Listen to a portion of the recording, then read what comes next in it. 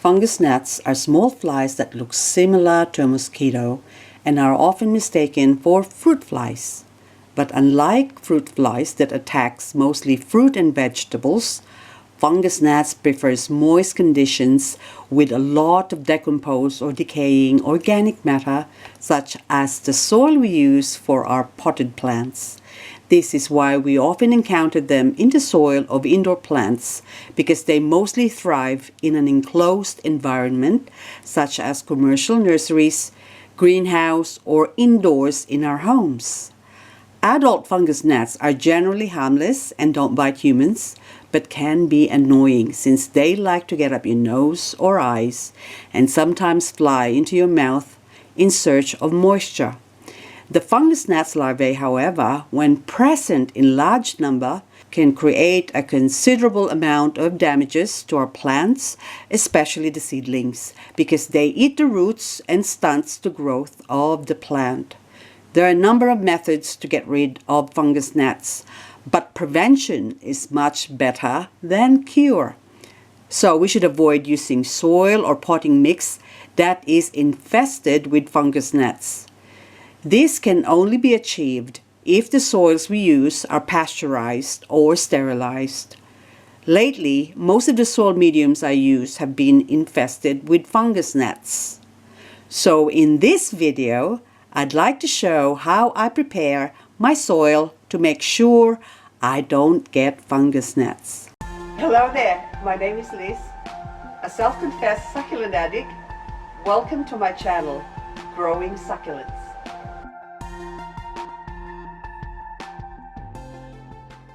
I finally managed to mix up some more of my Master Succulent Soil Mix. It took me a long time to do this because I had issues with my compost. Recently, we ran out of compost at my local hardware store. All they had was a mushroom compost, so I've got no choice but to use this. I have used this before in my soil mix, so I don't have any problems with it, except you get a lot of mushroom growth on the soil of my succulents. The only problem I find is that it is full of fungus gnat. This one has been airing in here for the last couple of days, and I don't know, I just saw one fly again. Okay, yeah, okay, see the fungus gnats flying. Okay, they're still flying around. So anyway, I don't know if you can see that, but let's bring this inside. In the past, I used to just leave this all out in the open and dry it, so that way it kills all the larvae of the fungus gnats. But since we've been having so much rain lately, I am having difficulty putting it out and bringing it in, putting it out, bringing it in. So sometimes it still gets wet, so it's a long process, and that's the reason why it took me a long time to make my soil mix. But anyway, this time now I have found a way of getting rid of the fungus gnats, maybe in the compost mix that I'm using or the potting mix. Okay, let's begin. So I've got my scoop, my tray. So this tray has got holes and it's just a perfect size for it. But anyway, I also have my sieve. So this sieve has got 1/4-inch hole. Anyway, you can use any sieve. So first I'd like to do is sieve it.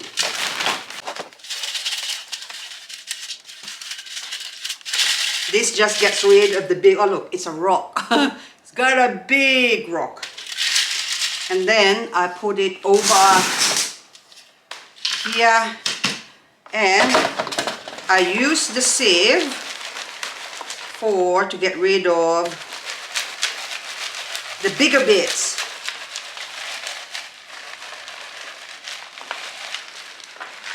And all of that, it's no good for the soil mix, so I get rid of that, and then you'd end up with a beautiful look. Nice. No coarse bits. You know, those whatever little bits that's in there with the bark, that's fine. Normally I just take this and flip that over there and bring that inside, but anyway, when I'm doing a lot.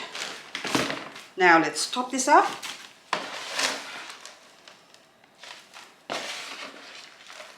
There you go, that's perfect.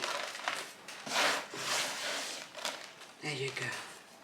So that's a fair amount. Now let's go zap it.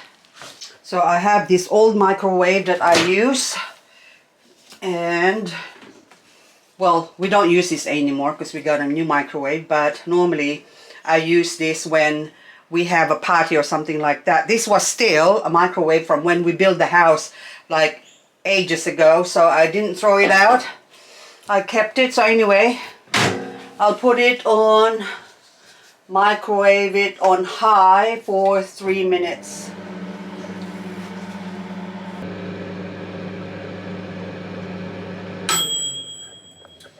There you go.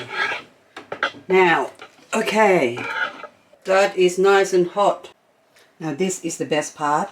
Okay, so I'll show you what I prepared earlier. Okay, so I don't know if you could see those white bits. So this is last night. I've cooked up my soil mix, or cook up my soil. See these white bits like this? Okay, they're already falling apart. So those white thread like things, so like those ones here, you can see that. But anyway, those are dead fungus gnats or microwaved fungus gnats larvae. And so now I'm gonna show you. Okay, so if you see that, okay, I'll put this aside so you can see. Let's have a closer look. Okay, so now this is really hot. Like you can see it's steaming probably. Yeah, you can see the steam coming out of that. So anyways, ooh, I can't even touch it. Straight away, I already saw one. See here? Look.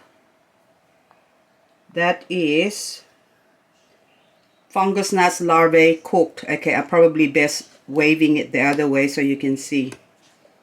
Okay. They just get cooked and they go white. Okay, another one. Okay, up the top here. Those are fungus gnats that's cooked. So this is guaranteeing you're killing the larvae and also the pupae. So this is, I think, a pupae. Oh, hang on. Might be a piece of... So they sort of short and brown like that as well. But that one, I think, is a piece of bark. And so if you have this in your soil mix to start off with, you are never... Oh, look at that. So I got two. So one... Ouch, that's hot. This is the pupae now. This is the shorter one. Okay, another pupae or broken pay. Broken off bit. So that's another fungus gnats. I mean larvae. So anyway, so that's how I get rid of my fungus gnats. But I don't go through this and pick it out. You don't have to pick it out. Since they're already dead, I can just let this cool down. Oh, look, another one here. Look. Did I drop that one? I don't know. Now, so I just let this, oh look, more sticking out there over there. Look, see how much fungus gnats there is? Like baby, or their eggs, or their larvae. So they're quite long, like little worms. Look at that. Oh my goodness. Okay, you can die now. Now, this is fun, picking them out, but takes up so much time that I won't worry about that. I just let this cool down and then put this in my soil mix. After cooling off, this is now ready to be used and added to my soil mix here.